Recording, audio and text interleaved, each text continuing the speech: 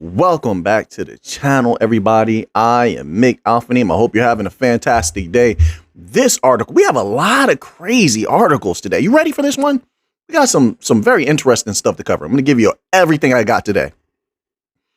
This article here is from cryptobasic.com, and it is titled XRP Community Reacts to New SEC versus Ripple Settlement Rumors. Are they just rumors? The SEC has been getting devastated. I mean, it's unbelievable what's happening. And Gary Gensler has been getting exposed. It says here, yesterday, quote, XRP captain, a prominent XRP community member, shared a rumor about a settlement in the ongoing legal battle between the SEC and Ripple. However it ends, I'm telling you now, however it ends, then the playing really begins, because then Ripple can do all of these different things that it has wanted to do with XRP. Let's keep going, though. I'm just keeping that in the back of my mind. And oh, are we ready to play? Are you witnessing every single day what's going on with this banking system? It's terrible. It's crumbling a little bit each day. But let's keep going. It says the rumors suggest that the SEC and Ripple will reach a settlement within 7 days before the blockchain company's proper party. It says it bears mentioning that the proper party is an upcoming event being organized by Ripple to celebrate its partial victory against the SEC. As reported earlier, the event is scheduled to take place on September the 29th, 2023 in New York, NYC, the Big Apple. Since, quote, XRP captain, unquote, speculates that a settlement would happen a week before the victory party, any potential agreement could have been reached on September the 22nd. Keep in mind, it's just rumors, but it's interesting, right? Something to keep in mind. XRP community reacts, says expectedly. This new settlement rumor stirred reactions from XRP community members as they took to the X platform. Reacting, an XRP enthusiast with the username Zayatos said he would organize a proper party at home. Okay. Organize a proper party at home if the rumor became factual. All right. This person has some jokes. Oh, man. It says, however, the majority of the XRP community members dispelled the rumor as false. It probably could be, but it's still interesting, right? It's interesting to hear. It's something just to keep in the back of mind, just in case. Why not? It doesn't hurt, right? I mean, how does it hurt? That's how I look at it. I'm like, how does this hurt anything? It's just extra information. If it's useless at some point, I just cast it away. No biggie. It says, not new. Since the SEC versus Ripple lawsuit began, several rumors have emerged about a settlement in the case. However, none of these rumors turned out to be accurate as the legal battle continues to linger. Last month, all right, so we know all of this information. Let's move on here because we have a lot to get to. But I think that's a good start. So this article here is from ledgerinsights.com and it's titled CBOS CBDC Tokenization Fragmentation Innovation. This is what I'm talking about, people. They haven't caught up to us yet. They're way behind. They need us more than ever. Their fiat systems are crumbling.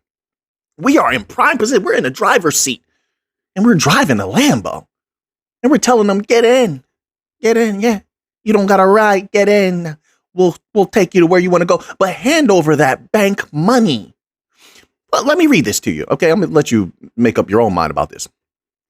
It says the number of CBDC solutions is proliferating and each one is very different. You see, this is why you have SWIFT scrambling for interoperability. You have all the central banks scrambling for interoperability. BIS, we're constantly seeing them talk about this. They haven't figured it out yet. This is why Quant might take off. And I'm going to say it also. I'm going to throw it out there. Chainlink, it looks like it might be doing a good job. All of these interoperability protocol that connect everything together, they're going to have a bright future, in my humble opinion, because the legacy system has not solve this problem yet. It says here, each tokenized bond issuance appears to be on a new siloed blockchain platform. They're going to need us. That money is going to flow. Just my humble opinion, not financial advice. Not a financial advisor. Got to say that, right? But that money is going to flow. It says, rather than viewing this as a problem, this fragmentation is a natural feature of innovation. Is that so? You're going to naturally hand those trillions over to us. That's exactly what's going to happen, said Jennifer Lassiter, who leads the Digital Dollar Project. Ooh, oh, okay. Digital dollar. You see, they're liars. I'm telling you, they want that digital dollar so bad. It has all the liquidity that they need. By the way, there's a liquidity crisis going on right now. I have an article we're going to cover later. Just look at the chapters. You're going to see these articles up there. It says, she made the point during a CBDC panel at the CBOS banking conference. And she's absolutely right. In the early days of the internet, startup Mozilla competed with Microsoft Internet Explorer to capture the web browser market. This was years before Google appeared on the scenes. While standards were in the works, some of them were deliberately ignored in order to push the innovation envelope. Building websites that looked consistent across browsers was almost impossible. I remember that. It says if you wanted a website built, you had to specify which web browser the website would look great on. The other one would be just so-so. Once the internet reached a certain level of maturity, consistency became critical, and web browsers started to conform to standards. So now let's get to this section here. CBDC, fragmentation, and the life cycle of innovation. This is exactly why XLM can win. You see what they're doing right now? I have an article about Stellar coming up. They made major moves. Did you see what Stellar is doing? But anyway, as interoperability protocol, Stellar is going to win. XRP is going to win. Algorand, HBAR, Quant, on and on. These bank coins are going to go nuts. XDC. Because they have what the legacy system needs. I know you've heard that a lot of times, but let's read this little piece here. It says, Ms. Lassiter pointed to the life cycle of innovation. It starts with academic research, moves into experimentation, and with the CBDC evolves into moving real money. Then you look at use cases and test technologies. Quote, we're at the next phase. So we have fragmentation now because the experiments have lived mostly within the economies that they've been developed in, said Ms. Lassiter. Quote, and in the private sector, you have a lot of proprietary chains or proprietary tokens that have been stood up. And it is very natural for us to be in that state. It says for CBDC, she sees a transition over 1 to 2 decades. 1 to 2 decades? This is happening in the next 2 to 3 years. I promise you. There's these big money banks and governments have been pushing. They're not waiting that long. No, listen, they're going to, at least their systems. I don't know about the regular Web3 that regular people are going to use. That's different. Maybe that's what you're talking about.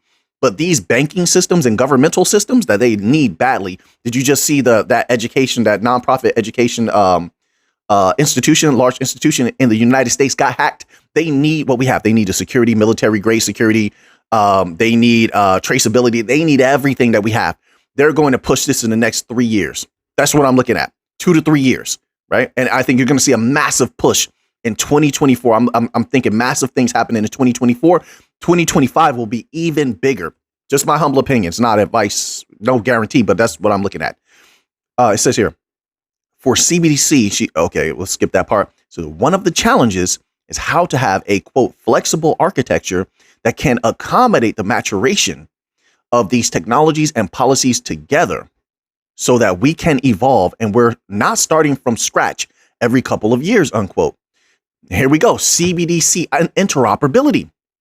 Good article here. This is on ledgerinsights.com, by the way, if I didn't say that before. It says here, CBDC interoperability. Lee Brain from Barclays raised a related point. Currently, there's a Cambrian explosion of experimentation and innovation. They're still just cooking things up. They haven't gotten that far. It says, quote, to solve the adoption, you've got to reduce that innovation, unquote, said Mr. Brain. Quote, it reaches a certain point where you've done all the experimentation. Then you need to consolidate in order to get mass adoption, which is, I think, where we're approaching, particularly the interoperability. At the end of the panel, the speakers were asked for predictions. One of the most interesting ones was from the BIS. I told you, they've been writing document after document about interoperability lately, at least the last few months, which means is something they've been struggling with, which is what they've been admitting in their documentation. Although, in my humble opinion, the documentation is quite redundant. They're saying the same thing over and over, but it's like a cry for help. This is why they keep saying, well, we want to work with the private industry. You want to steal from us is what you want to do. But here's the funny part. It's like, yeah, they've gained a lot from the bank coins as far as knowledge, but they haven't gained everything. And that's the key. See, the bank coin companies were smart enough just to leave just enough there that we do best, or that we specialize in, that they haven't conquered to where they need us. I mean, we'll see how all this works out, but this is what I'm gleaming as of now, right? So let's continue. This is why they're all, look how many meetings Ripple's been taking lately. Have you been watching that? The meetings Ripple has been in, the different meetings and deals that Stellar has been taking, and things they've been doing, like what we're going to cover later. Major companies stepping in, having meetings with them. Why? Because we have what they need. We have that key element that we worked hard on, that only we can solve. That means they're going to hand those trillions over in layman's terms. My humble opinion, it says, quote, but in the retail facing space, it will be more of a tokenized deposit or some other forms of assets that will take over the customer facing function, unquote, said Sonia Davidovich. In other words, not retail CBDC. She was seconded by the BIS Innovation Hub from the Monetary Authority of Singapore, which doesn't see a need for a retail CBDC. What? Wow. Wait. So there's two ways we can go with that. Now, number one, they could run stablecoin. They could let stablecoins handle retail, right? Stablecoin is just a basic version of a retail CBDC. But if what they're going to be focusing on is wholesale CBDCs out the gate, which we've seen a lot of progress with the wholesale CBDCs, that's huge money that needs to be connected together, by the way. Needs to be connected, because remember, the West and the East have a big problem. BRICS versus Western or NATO systems, there's a problem there. So they're going to need something to connect that together. So notably last year, she worked at the ECB on the digital euro. All right, we're going to stop there on that article. I think that was a really good article for information, in my humble opinion. So now let's move on here to an absolutely insane prediction. And I don't say that in a bad way. When I say insane, I mean, it's just way up there. You know what I mean? Fun article. This one is from the cryptobasic.com. All right. I'm not asking you to agree with this prediction. I'm not saying I agree with this prediction, but it's fun to read. I love it. I love every second of it. I'm not going to lie to you. It's titled Google Bard and Bing confirm Forbes published article projecting XRP rally to $59,000. $59,472. That's really specific, isn't it? That's like really specific. And you can't trust these AI bots at all. I'm going to say that also, but they're fun. People get so upset at price predictions. They really do, you know. It says here, the XRP community has been buzzing. I just have fun with them. Has been buzzing with speculation surrounding this mysterious Forbes article. Okay, well, nobody has a screenshot of it. If it did exist, they don't have a screenshot of it. They didn't save it. Because I know, listen, we've been here for 2.5 years. From the beginning, my people on this channel, as well as myself, we screenshot and save as much as possible. So nobody can just whip it out. Nobody can pull it off of a cloud drive and just show proof that it existed. I'm just asking questions. Maybe they did, and I just don't know about it. I'm not privy of everything. I would never claim that. I'm not a know-it-all. It says Microsoft's Bing revelation. Microsoft's Bing chatbot confirmed that Forbes published an article with the title, quote, "The new Bitcoin is XRP and is headed to $59,472, unquote. However, Bing claimed that Forbes swiftly removed it after the publication. Now, I will say this. There are a lot of articles, folks, I will say, that I did not have the chance to save. And then I went back thinking that, oh, it's just going to be there. This is when I was early in my in my YouTube career. And I went back to search for those articles and they were removed. And I've seen this a lot from multiples of websites. I'll tell you one that does that a lot. The World Economic Forum does that a lot. They will write an article. It was great. And you're like, oh, I'll go back to it later. No, you better screenshot that now. Save it now. I will go back to it and they would remove certain things. The IMF has done it as well. That really upset me. There were some good articles that the IMF had put up. This was maybe about 1.5 years ago. And I went back to it. I didn't save them and they had deleted them. Unbelievable. So it does happen. I will say that it does happen. So let's go on here. It says, while the exact cause of the article's removal remains undisclosed, speculations run wild. Some believe it may have been resulted from standard editorial procedures. Let's go on to the Google section. Google Bard's perspective. Google Bard's response adds a chronology to the story. According to Bard, Forbes did publish an article titled, quote, "The new Bitcoin is XRP and is headed to $59,472. Bard claims the publication date was September 21st, 2023, but enthusiasts remain doubtful." Let me add this also as we're going through this. See, it just gives my mind something to work with. I like that. I like to have something to tear apart with my mind. And so even if they did put out an article like this, let's say this actually existed. Let's just play that game. They're not in charge of XRP. They're not in charge of the banks. They're not in charge of the governments. So it's inconsequential. They could have said XRP is going to $1 million. It wouldn't make a difference because it doesn't guarantee it's going to go there. They could have said XRP is going to $15, $18. There's no guarantee in that. So it's like you just read it. If it's something you want to read, take it in if you want to take it in. But I wouldn't hold that close to my heart. You get what I'm saying? They control nothing. It's just someone's opinion. Even if they put it out, it's just someone's opinion. That's it. That's it. There's no guarantee in that. They control nothing. They have no power over anything. They can't say where XRP's price is going to go 100%. None of us can. None of us can. I'm just saying. That's the thoughts I'm having as I'm reading this. So Bard's account of the article's content is consistent with Bing's, highlighting the prediction of XRP's ascent to $59,472. Okay, we're going to end off there because I have so many more articles to get to. But I will say this about XRP. Just remember that multiple reliable individuals have said XRP cannot be dirt cheap. I'll just leave it at that. All right. All right. All right. So now let's move on here to Stellar. You sneaky Stellar. You sneaky Stellar. I know you're trying to sneak in the back door. You're keeping everything quiet because the SEC is on the prowl and you've been doing good. You don't really want that smoke. You don't want those problems. But all along, you get Wisdom Tree involved. Yeah. You get Franklin Templeton. Oh, we're the people's coin, but you're going after all the big money. You get the United Nations involved. You start working with the central banking system in Ukraine. All the while, we want to help the people. We're humanitarian. Now you're working with the World Economic Forum. Stop playing, Stellar. I see what you're doing. And the Stellar news is so suppressed. Just my humble opinion. You don't have to agree with me. You don't have to hold any Stellar. Doesn't matter to me. But these are my real thoughts.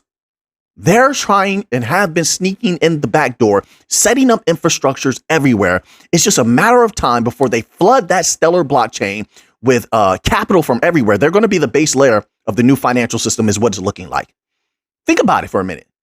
They all the CBDCs, most of the prominent ones, they have running across Stellar. They have that Euro stablecoin also on Stellar? I'm not sure. They're all across the globe. They're working with all the biggest entities. They have the White House. Why is the White House calling Stellar? Can anybody explain to me what that phone call was about? Like Stellar, and Stellar just glosses over things sometimes, because they want the people to know they're doing good, but they can't say too much. So they put that out there. The White House gave us a call. However that was, somebody saved that tweet. If that tweet was deleted, hopefully it's not still there. But what did the White House call Stellar about? So they're getting in deep, sneaking in the back door. If there ever was a sleeping giant, in my humble opinion, not financial advice, if there ever was a sleeping giant, it's Stellar. Their activity is ridiculous. But let's read this little tidbit here. So Stellar Development Foundation has forged a path to global impact by joining the World Economic Forum's Humanitarian and Resilience Investing Initiative. Now, listen, we've been watching the WEF for a long time. They start small, baby steps, and then it gets bigger. Look at all of these politicians that started out as World Economic Forum young leaders in their Young Leaders program. And they started out small, ambassadors and doing community work, quote unquote, right? To ingrain themselves and kind of hook themselves into certain communities. And then what happens? They become prime ministers. They become presidents. Start out small. So I'm looking at Stellar that same way. The World Economic Forum is allowing them to start right here, but it's going to grow if we go by the common patterns of the WEF, which means what is the fate of Stellar? It might be something huge. Might be. No guarantee. Might be something huge, but let's go on. Let's keep going on here.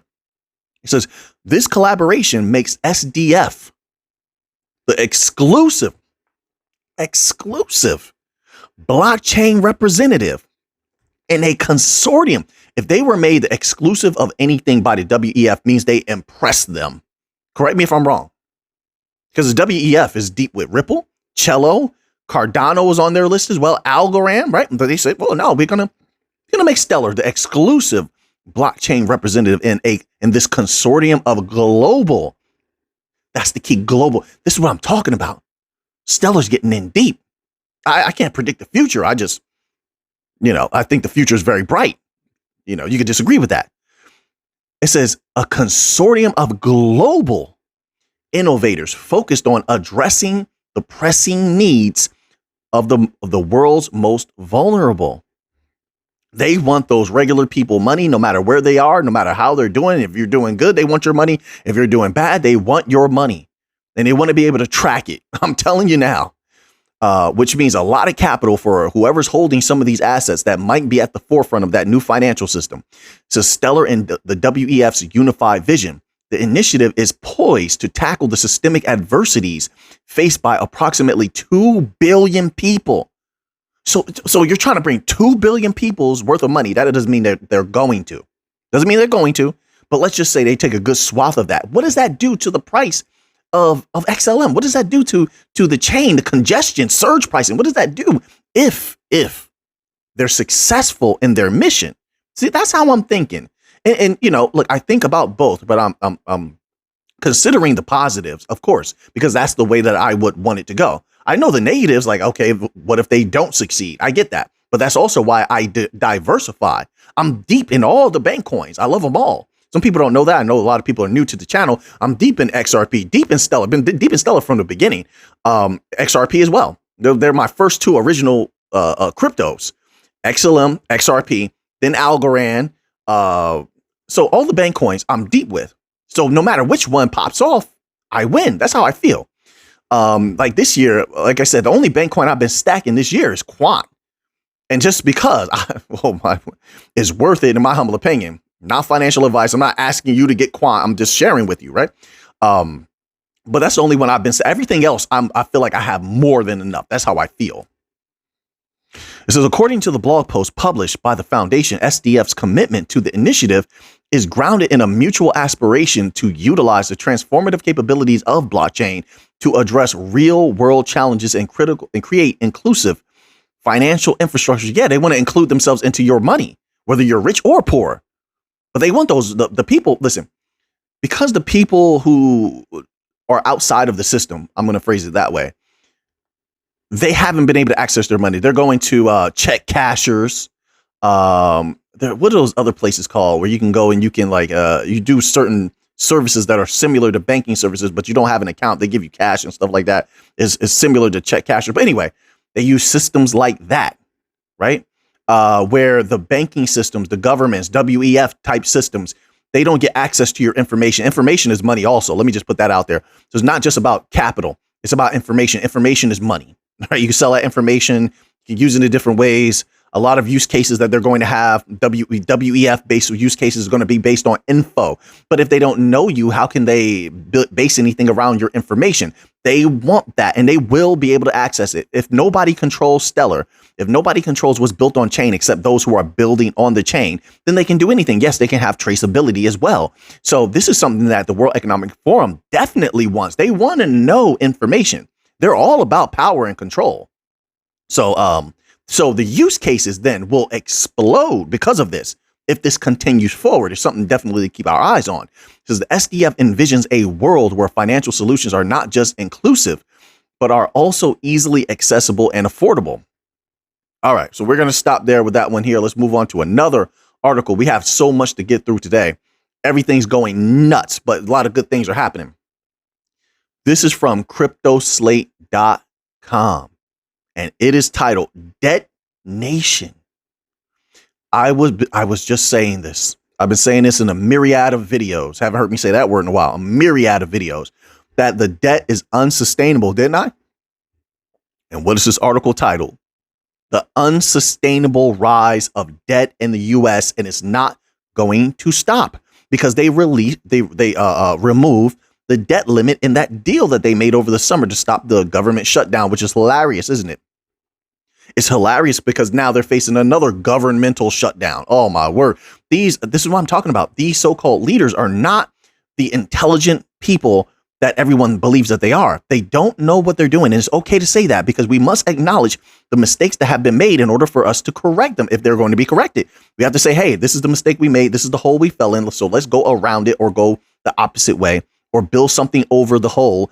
But in order to find a remedy, we must first acknowledge the problem. And they are a problem. It's problematic here. But let's read this little article. It says here, the Crypto Slate's latest market report dives deep into the U.S. debt landscape to provide an overview of the nation's economic health, consumer behavior, all based on credit card, which is getting maxed out, by the way, and potential future trends. Not to mention all these people are going to start paying student loans back now. So they're really going to be low on capital. Not to mention that the banking system is looking at a capital crunch right now. I mean, a liquidity crunch, right? They're trying to hold on to that cash. But don't worry, we'll get to an article about that later. It says the United States is currently navigating a labyrinth of financial obligations that have profound implications for its economic future. The U.S. debt landscape encompasses a myriad of components. Oh, they use my word. I know it's not really my word, but I just don't hear other people say it very often. A myriad of components from national to household debts, each with its unique characteristics and challenges. As of 2023, the nation finds itself grappling with soaring debt figures that have been exacerbated. I like their language. They use a lot of my words. I like this. Some words are like silk just over your brain. You know, like certain information and words is just like, oh man, it makes your mind just feel good taking it in. I don't know how else to explain that. You know, it says they have been exacerbated by factors such as the global redacted, policy decisions and changing consumer behaviors. Understanding the different types of debt and their respective magnitudes is not just a matter of economic curiosity. It is a necessity. Each debt type, be it mortgage, student loan, or credit card, reflects specific societal and economic trends. By dissecting these debts, policymakers, investors, and analysts can gain insights into the nation's economic health, consumer behavior, and potential future trends. It says, moreover, in an interconnected global economy, which is what they've had for quite some time, but now it's breaking apart, of course, because of BRICS and NATO tensions and such. And it's becoming a multipolar world. But if it's becoming a multipolar world, then what are we moving out of? We're moving out of one that has been dominated by a singular system. I know a lot of people would deny that, but it's true. If you look at all the financial system, all the governmental systems are set up to be very, very similar, of a similar mind state, a similar build, right? All right, let's continue on here. It says the state of U.S. debt, which means that everything is affected by everything. This is why if China, their real estate market goes down, their commercial real estate or otherwise goes down, there's going to be a problem globally. And if the United States has a massive problem, it's going to be felt globally as well. I got this one hair sticking out. What? There's one hair. Just don't want to sit down. That's like, it keeps catching my eye on camera. Anyway. It says, in essence, U.S. debt resonates far beyond its borders. That's what I was just trying to iterate, making its comprehension crucial for anyone invested in the global financial and crypto markets. This is what I've been trying to tell people. You have to know global economics, local economics, but also global economics to have a firmer understanding of what is happening. It's not as simple. Like, for instance, when the whole Bitcoin liquidity started to get pulled and all the market actually liquidity was getting pulled. But I saw the Bitcoin articles and then most of the article writers were saying, well, is Bitcoin going down because of Elon? And I'm like, no, Bitcoin is going down because of T-bills and a liquidity drain and issuance of bonds because it was a huge bond sell off. So then they raised the yield on that to bring people back. Then people came back. Where's that liquidity going to come from? It's going to come from risk assets. This is logical. So, but understanding these different dynamics, that's just a little bit. It's just a tiny little bit. But I know there's much bigger things. I know because I know somebody else there's like, there's much bigger things than that, Mick. Yes, but I'm just giving that little example. But to know things globally is to have a greater understanding of why things are happening with capital, with crypto, with commodities. And I'd rather know for myself rather than rely on anyone else. You get what I'm saying? Like here, I think of this as sharing, because people share information with me. I share information with them. It's a team effort here. That's how I feel. That's how I approach this. Right. So, let's continue on here. It says, well, actually, you know what? Let's get on to another article because I have like 17 more articles. I'll try to just get to the important ones. All right. So now we're going to move on here to another article, if I can get it to come up here. So this article is from cryptonewsflash.com and it's titled, sorry, I have to scroll up here. Ripple IPO buzz. Valuation set to skyrocket 20x, predicting $600 per share. Is September 28th the big day? So there's a lot of speculation going on, obviously. It's always very interesting. It says next week, San Francisco-based blockchain startup Ripple will be conducting the proper party, which will happen at New York's iconic Hammerstein Ballroom on September 28th. Oh, I love the Hammerstein Ballroom. Didn't they used to have all the ROH matches, the Ring of Honor matches back in the day? Oh, back in the day, Ring of Honor was good. Anybody watch like professional wrestling? That was back. I mean, that was so long ago. I used to enjoy Ring of Honor. Sorry, a little side note here. I used to enjoy Ring of Honor when Kevin Steen was there, El Generico was there. Oh, man. Remember that last final battle that they had? That was insane. Oh, fun times. But anyway, that's what I think about when I hear Hammerstein Ballroom.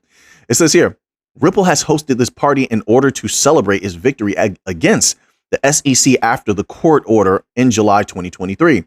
There's been a lot of rumors that the party will actually unveil the correct value. What? Correct value of Ripple XRP token. I don't understand. Why would it do that? How could they do that? I don't understand that. Let me read that again just to make sure I'm comprehending that clearly. It says there's been a lot of rumors that the party will actually unveil the correct value of Ripple XRP token. Okay, all right, that's a little bit strange. I've never heard that. That's a little bit strange to me. How can they unveil something that's not controlled by any one entity? But all right, maybe. It says, however, there's no surety regarding the same. But some analysts believe that Ripple could be heading for an IPO before the year's end. Yeah, I think that's definitely possible. Make some money off of that as well. Why would we not? Beyond the joyful celebrations and toasts, Ripple's triumph holds a more profound significance in the cryptocurrency realm. The court's verdict confirming XRP's non-security status might establish a precedent for the future regulation of cryptocurrency. That we know. Let's skip that part. Next section, is Ripple IPO possible before year end? As the countdown of Ripple's celebratory event in NYC continues, the industry is buzzing with anticipation regarding potential announcements. One of the most intriguing speculations revolves around whether Ripple will seize this moment to unveil plans for an initial public offering, particularly now that some of its legal uncertainties have dissipated. Could this announcement serve as the catalyst to propel XRP prices to $1 or even higher? If they get an IPO, it definitely could move that price. Not a guarantee. It definitely could, though. And there's certain things that have to happen if they're going to have an IPO, right? I mean, certain things with the SEC. So then that will put them even more in the clear, right? So Linda P. Jones, a distinguished Wall Street veteran, boasting a 25-year tenure in the financial sector, has provided valuable insights into the potential outcomes of an impending initial public offering following the significant legal victory in the SEC lawsuit. Earlier this year, Jones engaged in a preliminary estimation of Ripple stock value. According to data from Link2, Ripple shares are presently priced at $35, which translates to an astonishing valuation of $5.7 billion. It's worth noting that the Link2 platform enables investors to acquire pre-IPO shares of a company. Jones has brought the attention to Ripple's substantial XRP reserves, which currently amount to 42 billion XRP tokens held in escrow. Whoa. At the current price of 50 cents. You think they wouldn't want that price to skyrocket? You think not? At the current price of 50 cents, these holdings are valued at approximately $21 billion. Remarkably, this valuation of XRP tokens significantly surpasses Ripple's existing market value, indicating that the company may be substantially undervalued valued. Good point. Good point. It says here, I'm trying to decide whether to go further or not. Comparing Ripple's IPO to Coinbase's to support her theory, Jones drew parallels with the successful IPO of the United States' largest cryptocurrency exchange, Coinbase. Shortly after going public, Coinbase witnessed a remarkable surge in valuation, reaching as high as $86 billion. Jones speculated that if Ripple were to achieve a similar valuation of $86 billion on par with Coinbase, and considering its $21 billion XRP holdings, the combination valuation could potentially reach an impressive $107 billion, nearly 20 times its present market value. All right, so let's move on here to another article. Listen, not only the banks are in trouble, the US dollar is in trouble. The treasuries are in trouble. So it says here, this is from the dailyhodl.com. $18 billion in US treasuries dumped by BRICS members, China, Brazil, India, and the United Arab Emirates in 1 month. They're dumping those Western systems. Listen, I don't know how fast this is going to accelerate, but everything's been happening very quickly. So several members of the economic alliance known as BRICS are discarding billions of dollars worth of assets backed by the U.S. government. New numbers from the Treasury Department show China is leading the charge, reducing its holdings of U.S. treasuries from $835 billion in June to $821 billion in July, a decrease of $13.6 billion in 1 month. Major things happening, folks. Keep your eye on the economy. This is even though the country is still the second largest foreign holder of U.S. treasuries around the world, China has now unloaded a total of $117 billion worth of U.S. government debt in a 12-month period. Looking at Brazil, the South American nation pared its stash of U.S. treasuries from $227 billion in June to $224 billion in July, a decline of about $2.7 billion. India has also reduced its U.S. Treasury holdings to the tune of $2.3 billion over the same period. You see, it's a concerted effort. I'm telling you, sorry about that. Simultaneously, while the U.S. is also being injurious to its own currency, devaluing, I wouldn't say outright devaluing, but sort of it is in a vicarious way. The worth of the dollar, the purchasing power of the dollar is absolutely terrible. Check those charts.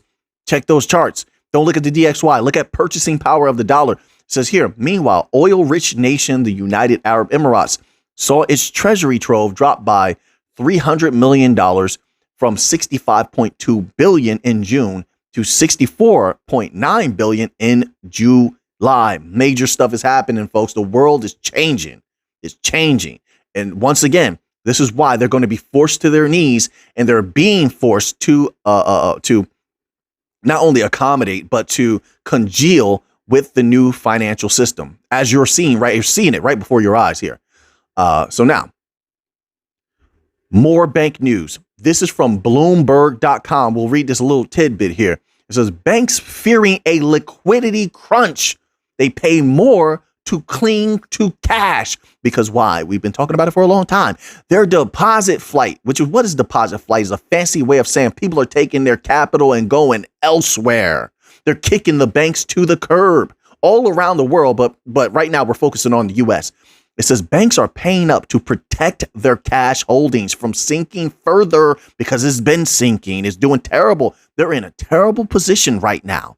It says, and to safeguard against future runs on deposits. Why are we hearing this now? In all of these different articles, including on Bloomberg, a lot of reputable sites, they're talking about this because we're so close. Any little thing happens. And I was talking about this before. Any little thing happens, there's going to be bank runs. Bank runs. And that's why I always say, hey, it's not advice, but I would call the bank and find out if my bank is healthy or not. Because if there was bank runs, I don't want my capital being locked up in that bank. Because they're already lacking liquidity, which you do know we have the solution, right? We have the liquidity cushion. We have the liquidity life preserver that they need. They're going to hand us that money.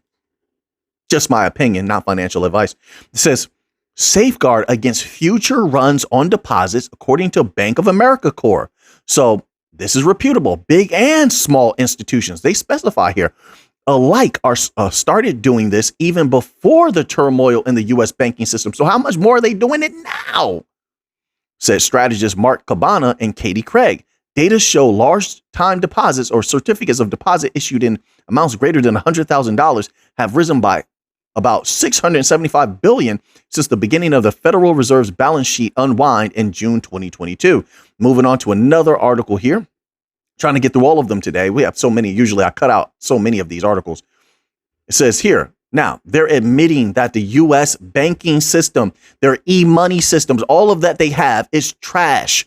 My humble opinion. This is from Axios.com and it is titled, hold on. Let me scroll up. It says it's titled, Why the U.S. Needs a Better Instant Payment System. Their systems are horrible. I know that the people are used to these systems. And I know that people traditionally accept what they have been given. They accept what they're used to. But it doesn't mean that what they're used to is good. It's been terrible. We have the solution. We have the superior technology. We have easeability of use. We can make everybody's lives a little bit better. I think everybody who's involved can make a ton of capital. Just how I feel. You don't have to agree with that. You could completely disagree with that. I'm fine with that. I'm okay. But we are better than them. We are better than the legacy system. Sure, I'll take their money. No problem. They want to hop on our boat to survive.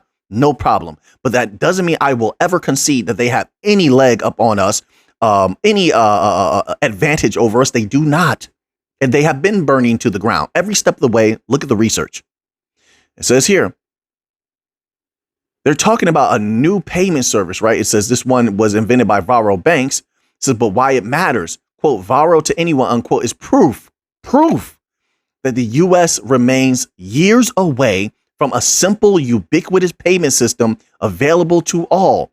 It's a bit janky and far from perfect, but even so, it's clearly better in many respects than any of its competitors. But see how they say that? We're right now, because the bank coins have been working with the federal government, with a lot of the states. You see Algorand in Florida. You know, Stellar has a lot of dealings with certain states as well. We are not viewed as a competitor, but we're viewed as like an aid to them, right? Another layer of their system. But we could take over. We could dominate them. But let's continue on here. It says, in a well-functioning system, anybody can send money directly to anybody else's account instantly for free.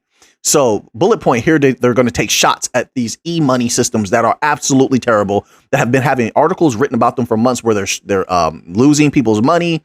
They've been hacked or they've been shut down, like the Cash App when it went down about a week or two ago, and Square went down about a week or two ago. They're all one system.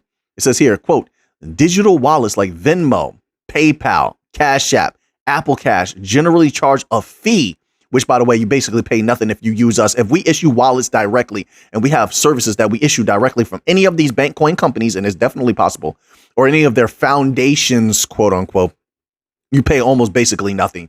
But we'll get there in the future, and then we will dominate them. Who's going to choose them over us? Come on now. With the proper advertising and information spread around, we're going to dominate them. It says generally charge a fee if you want money to arrive in a bank account instantly, rather than remaining in their own system.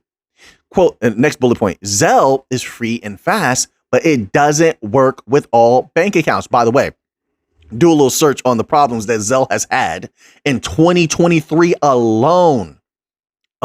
They've had massive problems in 2022. So they're not anywhere near our level. Not even close.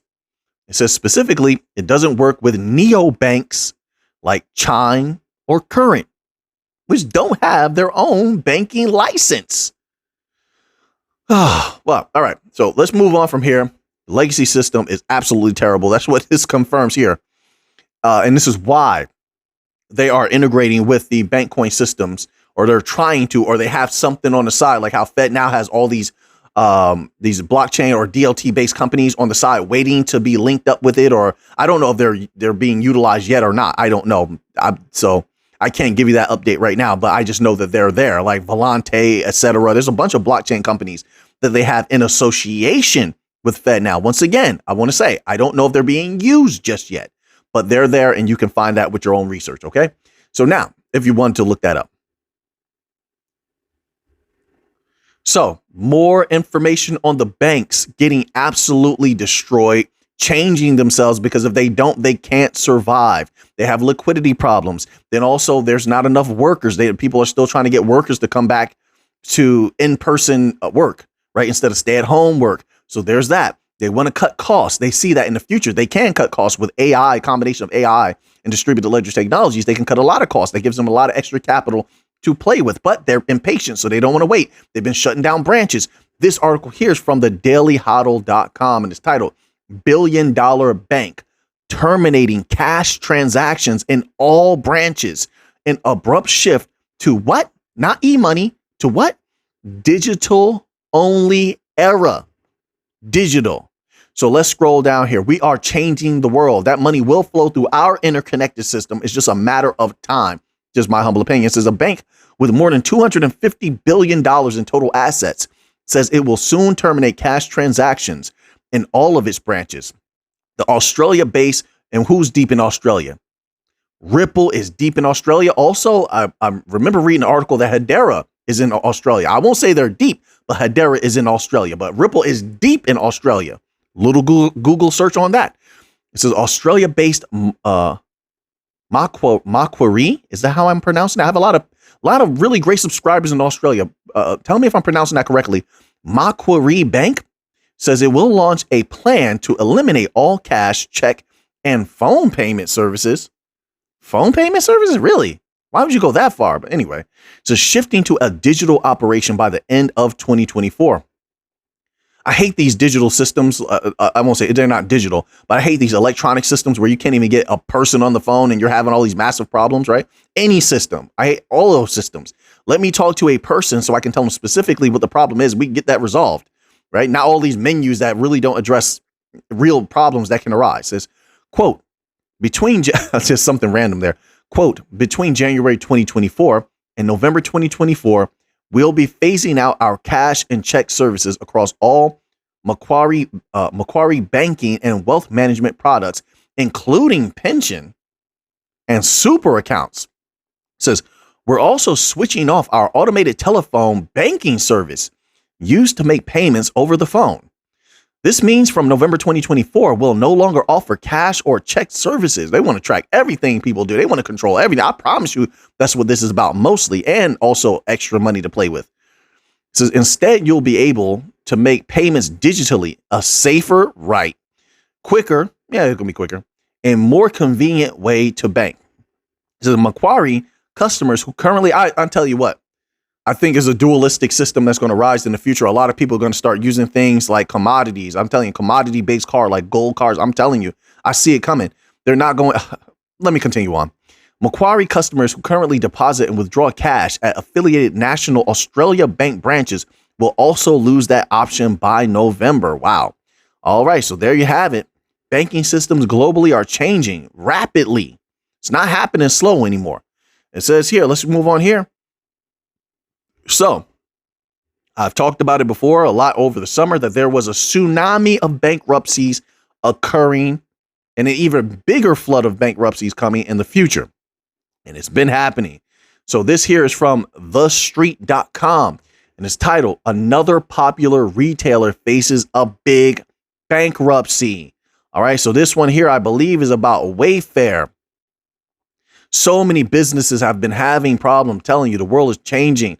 And is being brought down, it looks like, on purpose, right? So it says, quote, Wayfair Inc.'s financial health rating was very unimpressive.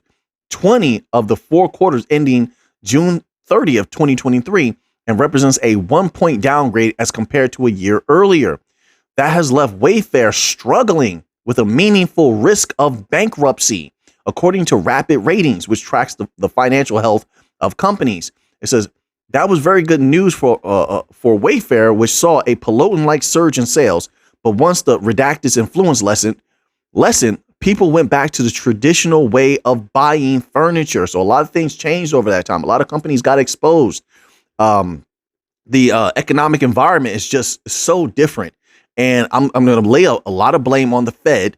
The way that the Fed has been operating over the last 2 decades has been absolutely disgusting and really set up a lot of businesses for failure because they were propped up. There's fake liquidity in the market. That's fake liquidity. When the U.S. Treasury prints dollars, and they flood the market with those fake dollars, that then the Fed is going to come out and say, hey, listen, inflation, and it's going to be felt. Inflation is felt.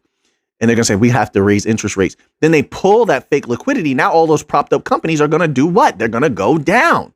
That's just logical. But let's move on here. I just wanted to put that out there. More companies facing bankruptcy, right? I like to back up what I say. So now let's move on here to this article. If it'll come up here. So they're moving forward. We're seeing more articles about this universal basic income, which now they're calling guaranteed income.